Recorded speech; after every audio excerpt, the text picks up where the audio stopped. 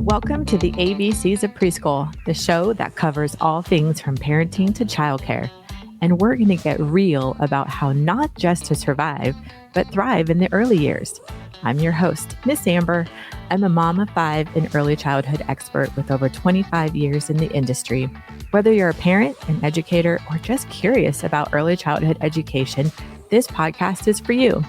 Each week, we're going to dive into what life looks like raising little ones, with special guests, industry experts, and personal stories that will leave you inspired and empowered. Get ready to explore, imagine, and discover the beautifully messy that comes with these magical years.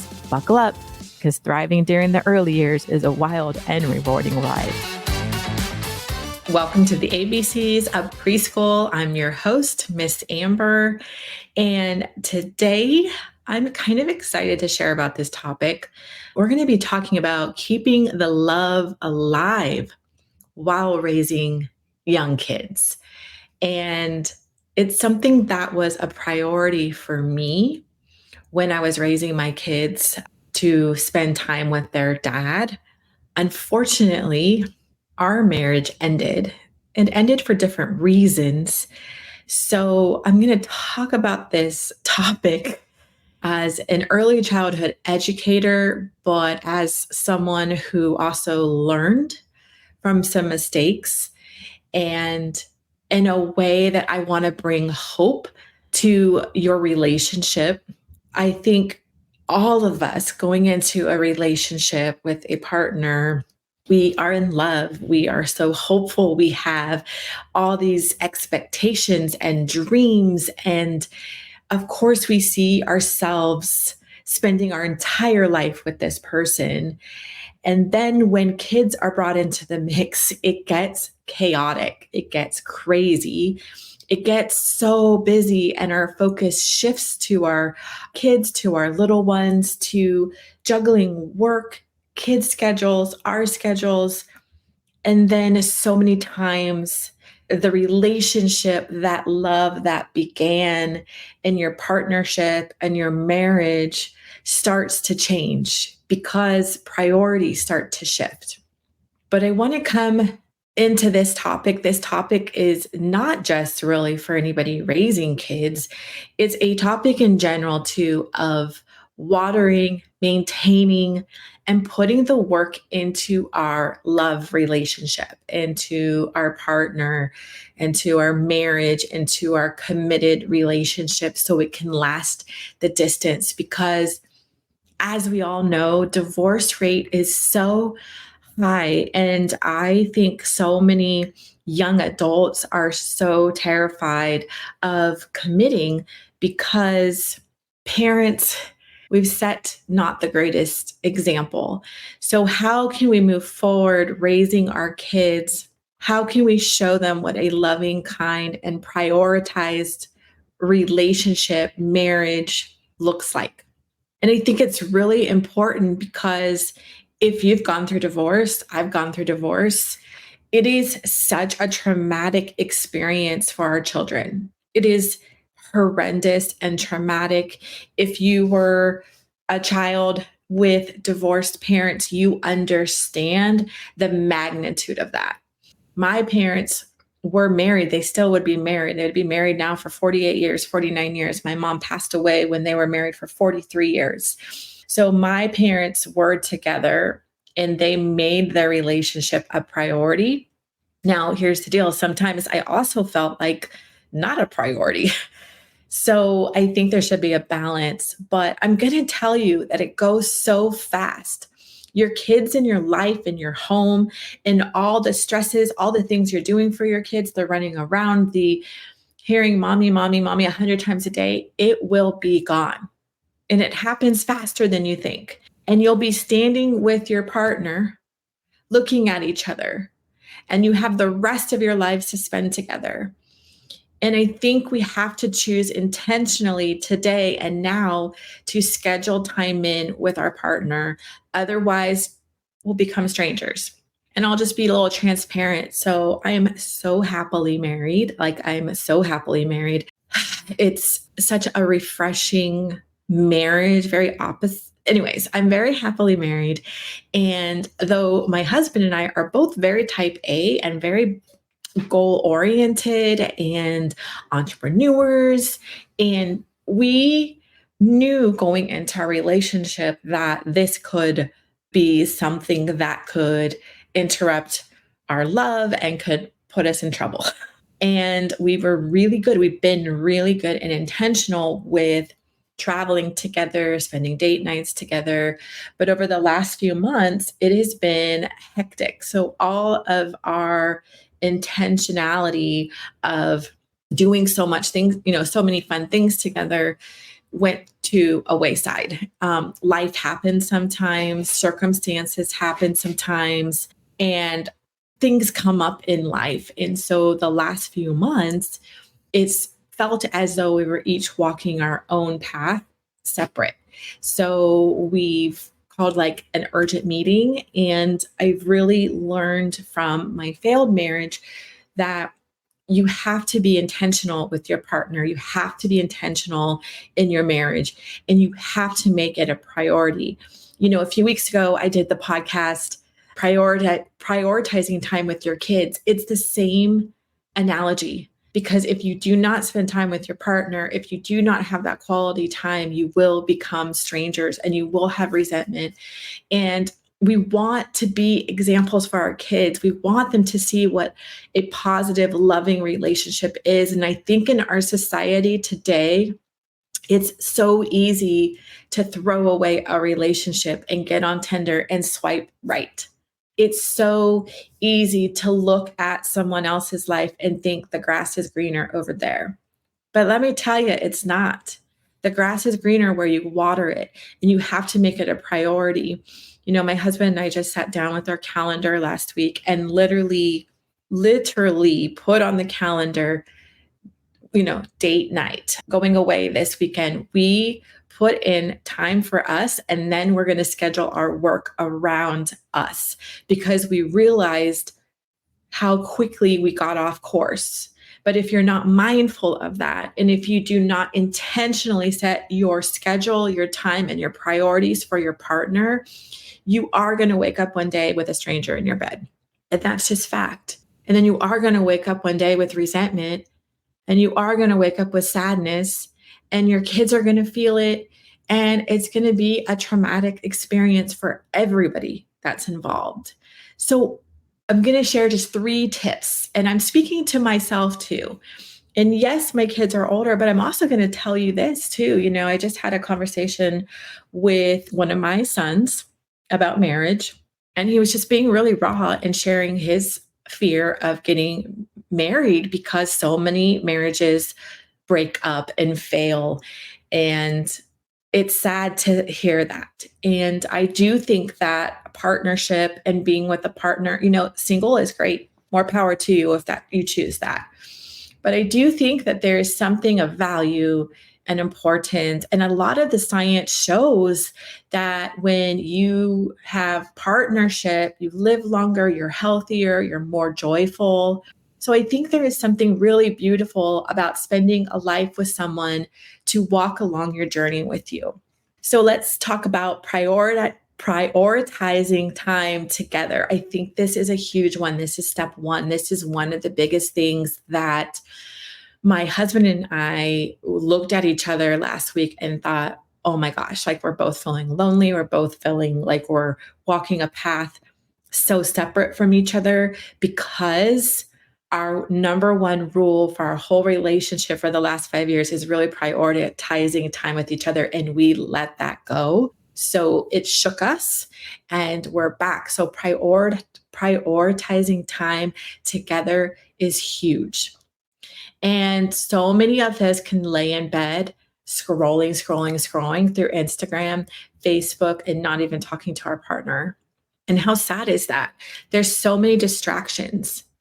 But to maintain that relationship, to water it, you have to prioritize the time that you spend together. And you could be thinking, I've got 5 kids, I've got 6 kids, I've got a job. I don't even know how I can manage one more thing. I think that if we have joy in our relationship, with our partner, with our love, it will trickle down and it will bring so much joy and happiness into your home. The kids will be happier. There will be unity. It will just bring a more joyful life. So even if you're a busy family life like all of us, I would say start scheduling a date night once a week. And you may not have money or you may not know anybody to babysit, but when you put the kids to bed, even if it's 30 minutes, maybe you run a bath and you both go to the bath and you have a glass of wine and you just catch up on your day. Maybe it's just sitting on the couch and you have a little ice cream or whatever your favorite dessert is, and it's dessert night with your love and you don't have the TV on. You just sit there. And it may be awkward at first because you may find yourself right now in a relationship where you don't even know who your partner is anymore because you have not been spending time with them. So it may be awkward at first, but I encourage you to make it a priority and set it on a schedule. And I know that doesn't sound romantic, right? I even hear therapists, people say this all the time, like even scheduling in sex if you're so busy. And if you get tired at night, wake up 30 minutes early, but you have to prioritize your partner. You fell in love for a reason. You love that person for a reason. So just like when you were beginning to date, prioritize that person. Number 2 is quality time ideas. Here's some quality time ideas. Go for a walk. Maybe you're even walking with your kids, but you hold hands with your partner. And as your kids maybe are riding bikes ahead. So my husband and I, we do this a lot when we go on our walks. We do the gratitude game and we each take turns saying what we're grateful for. And that's a really great way to recenter you and to bring you back to all the good things in your life. And even start with that. Maybe cooking together. Maybe you guys start cooking dinner together. Like I said, maybe make a charcuterie board when the kids go to bed and have a glass of wine and just sit on the couch or pull out a blanket and have a picnic on the floor. Exercise together. This is something that my husband and I just talked about. I do my walks, but he's been going to CrossFit and I'm like, okay, I'm going to do this. I'm going to go to CrossFit. So tomorrow is going to be my first time at CrossFit. I don't know what I'm going to think of it, but we're just going to choose to schedule time together and do activities together. So important.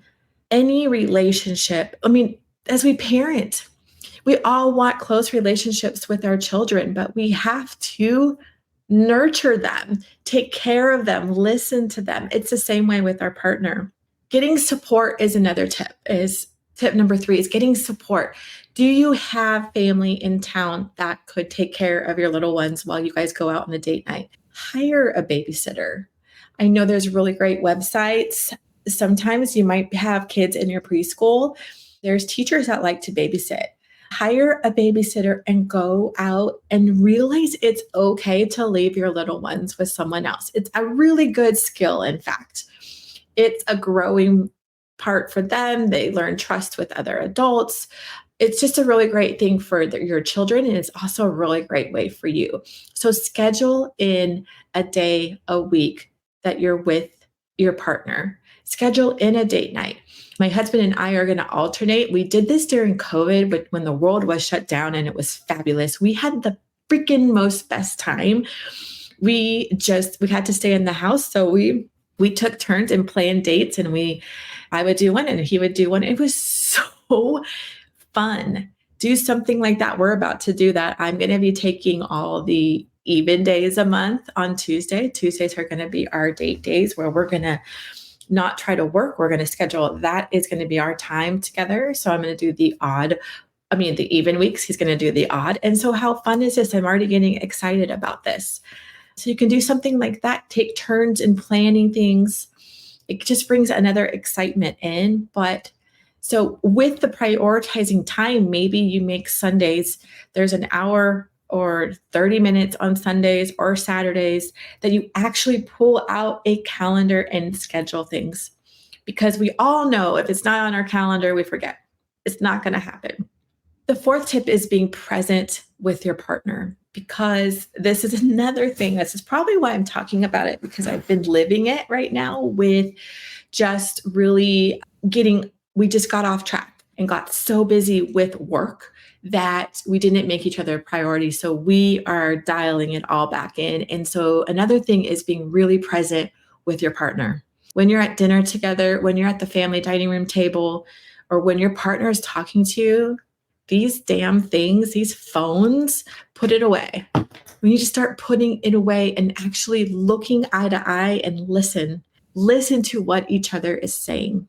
Really being present and giving the respect and the honor and love to say, I care about your words and I'm going to be present. So that is just another tip. And we want to be emotionally present. We want to do active listening. We want to share our feelings. We want to show appreciation to each other. There's that really great book. I talked about the 5 love languages in another podcast for kids. It's the same as adults.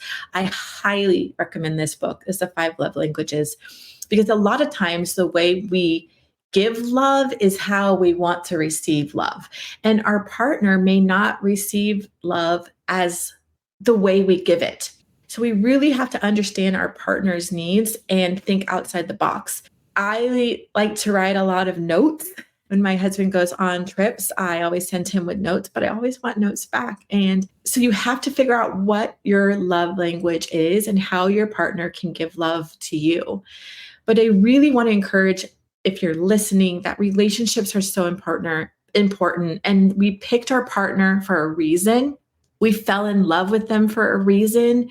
And just because we have kids and just because we have a busy life and just because we have work, we have to intentionally choose the life we want.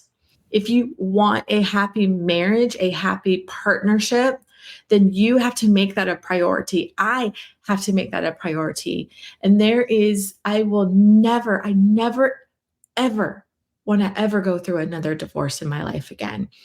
I love my husband so much. Oh, I want to put the work in and prioritize our marriage. I'm so protective. We are both so protective of that. So you have to water it. You have to take the time. And you may think, well, I'm taking time away from my kids. That time away that you're giving to your partner is going to benefit your children 100 times over. It's going to teach them that when they grow up and they leave your house, they are going to learn healthy ways to maintain and prioritize their relationship. And it's going to follow from generation after generation. We have got to turn out the freaking noise, the social media and all of that, and be present with our partners. We have to show up for our partner. We have to sit on a couch and look at each other and talk with our partner. We have to take out a calendar and schedule time with our partner, vacations with just our partners, date nights with just our partner, walks, work out with our partner. We have to water the relationship. And you know what? Keeping that love alive with your partner, with your kids, parent, is going to benefit your kids so much. They are going to be happy. They are going to be joyful. It's just a beautiful thing. And it's so forgotten a lot. So many times when I was raising my kids, I had friends that were like not even having sex. They would have sex one time a year. And I mean, yes, this is the ABCs of preschool, but let's get real. That is a really important thing about a relationship. And you should be having sex all the time. It is a foundation of a relationship. And even if you have to schedule it. It's okay. There's anticipation, but making time with each other, being present with your partner, getting support so other people can help watch your kids so you can have time together is so important and will benefit your entire family. And it will make you so much happier as a person. None of us want to go to bed at night feeling lonely and we have a person laying next to us in bed. That is the most saddest feeling ever. And so if you want a healthy, happy marriage, a healthy, happy partnership, you got to do the work. I've got to do the work. My husband's got to do the work. We've got to prioritize our relationship, because the less time you spend with someone, the more distant you're going to become. And if you're going to put work at the forefront, then that's your priority. But I think when all is said and done in our lives and we're on our deathbed, all the science shows there's like this really long Harvard study that's been going on for like 80 years or something. Not one of them said they, on their deathbed or when they were 85, when they were, close to their final sunset, none of them referred to work. Everybody said it was their relationships that they were the proudest of. And time is flying. Today is all that we are promised. Time is flying. And if we keep looking ahead, I'll change that next month when I'm less busy. I'll make that a priority tomorrow. No, our life is passing us up, and your kids are going to be out of your house before you know it. They are going to be adults living their own life. And just as it is our responsibility to parent the right way, I think it's our responsibility to show them a relationship the right way. And if you have a loving, kind partner, and that's key, you already have a great foundation of a really good relationship. Now, there's different scenarios, obviously. If you're it's abuse, there's just so many different things that could be going on. But if you have someone that has kindness and respect and you get along, then you've got something really great to work with, and prioritize it because it will benefit.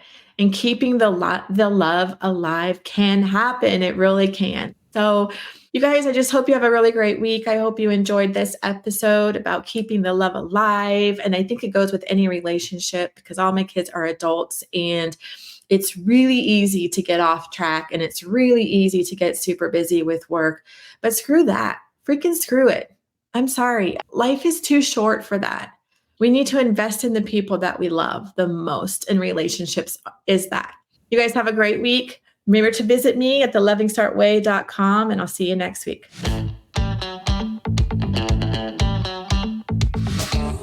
Thanks for listening. I appreciate you so much for taking the time out of your busy schedule to hear this podcast. Make sure to hit the subscribe button so you won't miss the next episode.